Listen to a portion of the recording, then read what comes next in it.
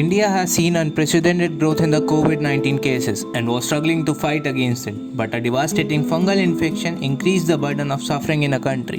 Doctors of Delhi based Gangaram Hospital reported multiple cases of deadly fungal infection mucormycosis in the recovering coronavirus patients or the patients still suffering from the COVID 19. Not only in Delhi but Gujarat, Rajasthan, Maharashtra, Punjab, Haryana also shows the steady rise in the cases of mucormycosis or also known as black fungus, which is again pushing COVID recovering patients back into the ICUs or even led in increasing the deaths.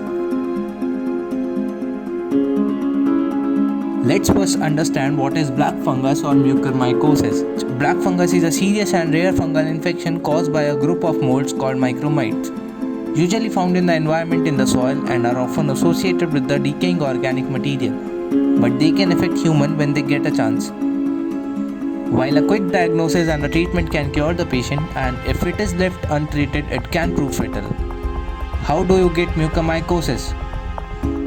The infection usually infects people with a weak immune system or with damaged tissue. The fungus usually enters through the inhalation process as it enters through the nose, spread to the eyes. As the infection is spread, it paralyzes muscle around the pupil of an eye, leading to the blindness. If the infection is spread to the brain, the patient gets meningitis.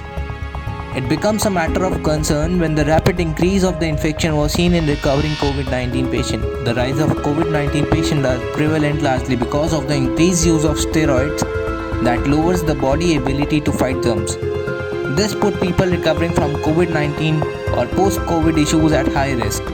If we talk about the current cases of black fungus in the country, Maharashtra has reported 1500 cases and 90 deaths from the infection. Rajasthan and Telangana along with the 9 states have already declared the black fungus an epidemic. Tamil Nadu, with only 9 reported cases so far, has notified the diseases under its public health act.